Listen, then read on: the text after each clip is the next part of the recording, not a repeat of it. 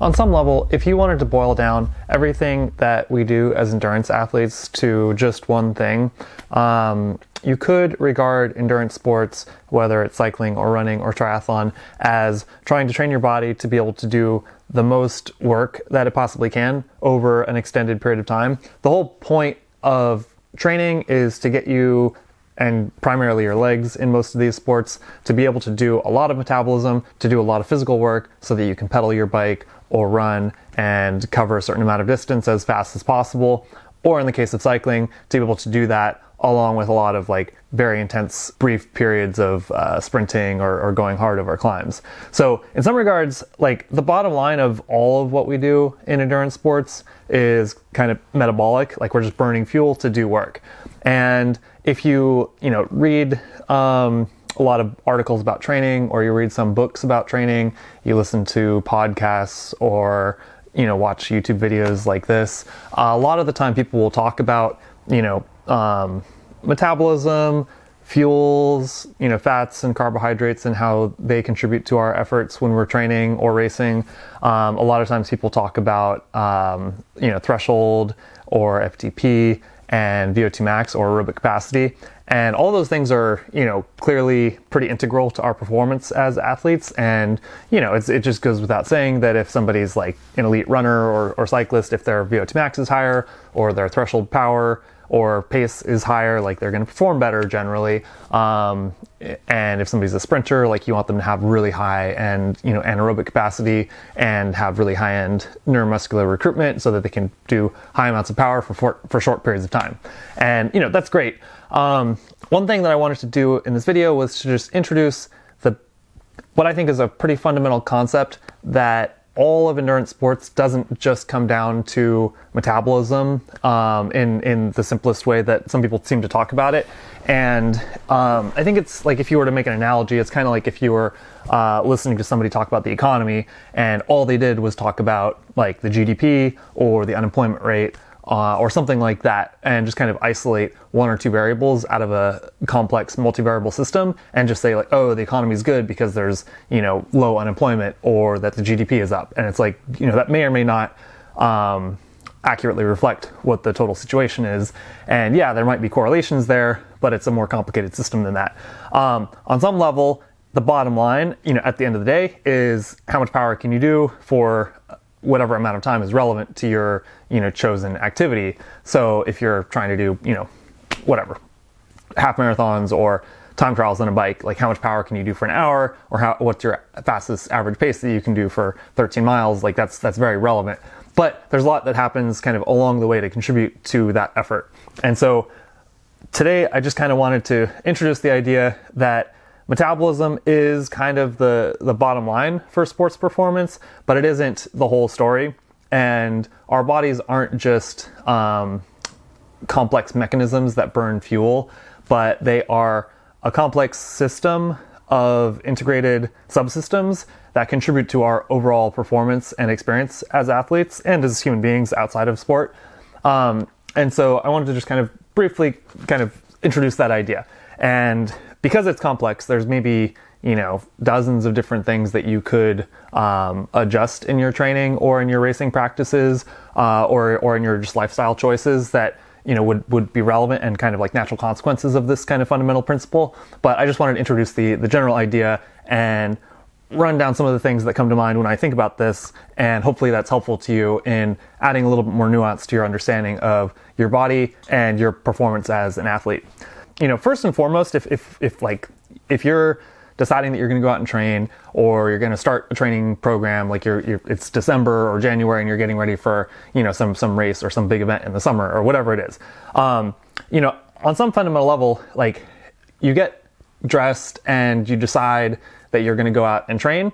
And in some ways, this kind of calls upon more psychological concepts and the idea of like motivation and decision making.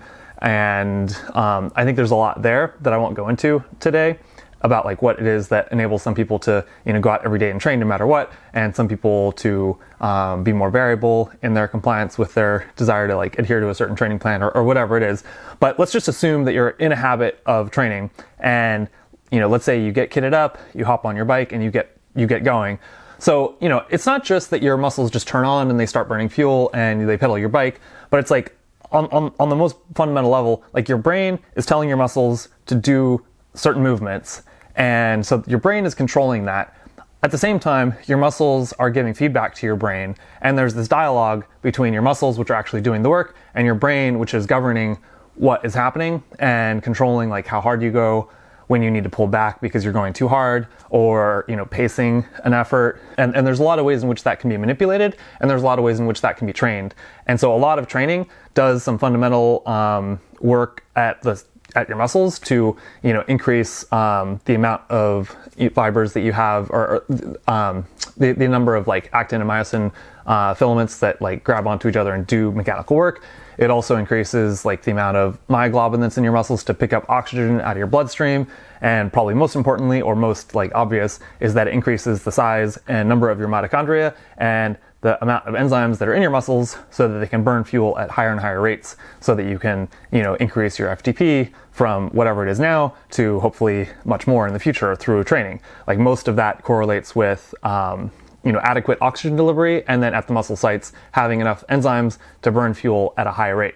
And it's like all of that happens at your muscles, but none of that happens without your brain telling your muscles to work and your brain perceiving what's happening at your muscles and in your blood at the same time. So it's like there's a lot going on there. And, along with what I said about, there being some psychological aspect to like motivation and choice about how to train, a lot of what we do in training is like getting our brains to be more skillful at exerting ourselves. And as we get fitter, like our muscles get better at doing work, but also our brain gets better at perceiving certain amounts of physical discomfort or metabolic stress, and being more and more comfortable at tolerating higher and higher levels of that type of stress. So, as you look at like a world-class athlete, they are both extremely physically fit, but they're also extremely well skilled mentally and cognitively at, being extremely close to their physical limit without shutting down their effort. And, along similar lines, your mental and emotional stress can affect how well you train. If you had a really rough day at work, or you had some big test at school, or you had a job interview, or like a series of job interviews, or something's happening at home with, your family, whether it's like a relational issue or somebody's sick or whatever it is, like we all know very intuitively that if you're stressed, you probably won't be able to go out and do your very best training session. But that's often not completely taken into account when people are, planning their training or considering whether or not they should adjust their training. And, if you know that a day or a week is going to be very stressful, you might plan to have, maybe easier training sessions or an easier training week, so that it's much easier for you to, manage your stress and stay fit and healthy and have kind of a symbiotic relationship between you as an athlete in your training and you as a human being doing other things in the world. Likewise, if you know that, you're going to have a period of very light work and it doesn't conflict with maybe competitive events that you're getting ready for, you might try to go extra hard in training for a week or two, because you know that you have a lot of mental freshness at that time, and maybe your workload is a little bit less, so maybe you can like sleep an extra 30 or 60 minutes each night and get higher quality recovery in to go along with the training that you're doing. Likewise, when your brain is telling your muscles to work, like a part of that is the neural connections between your brain and your muscles, and being able to just access motor units is something that's trainable. So if you look at people that don't do any strength training or don't do any sporting activities, when they first get into doing strength training or sporting activities, they get much stronger without actually increasing their muscle mass, just because their brain can access those motor units much more effectively. And that's one reason why strength training for endurance athletes is really effective at enhancing performance. And, it's something that often is not discussed, and it's kind of maybe completely ignored or just assumed. But, for a lot of people, that might be a big growth opportunity for them if they just add, 1 or 2 30 or 40 minute strength training sessions for most of the year. That might be way more valuable than adding 30 or 40 minutes or an hour of, aerobic conditioning. If you're already pretty aerobically fit, adding another, little bit of aerobic conditioning might not actually improve your performance that much. But maybe if you do something that's more neuromuscular in nature, that could possibly be, in many cases, like a much greater way to improve performance. Likewise, We have our brain, we have our muscles, we have our cardiovascular system that processes and delivers blood and oxygen to our muscles. We have our digestive system and our hormones in our endocrine system. And like all of those things relate. So, your hormones will be driven by physical stresses in your body, mental, emotional stresses in your, in your mental and cognitive experience of life. And like the food that you eat drastically changes what is happening with your hormones. And so it's not just that you like get on your bike or you get out and go running and you start burning fuel.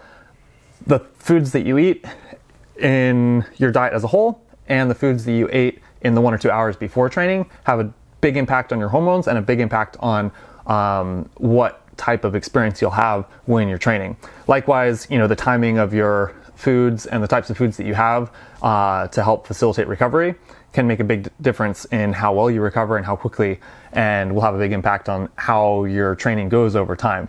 And it's not just that you went out and did a workout that has a certain TSS, if you know what that means, training stress score. It's a metric people use for measuring like how high quality your training session was. But it's like TSS is just kind of like a one-dimensional measurement of training stress, but there's a lot of other things that contribute to that. And a lot of times, like a workout that has a much lower TSS might objectively be much more strenuous and much harder than a workout that has a much lower TSS, a much higher TSS.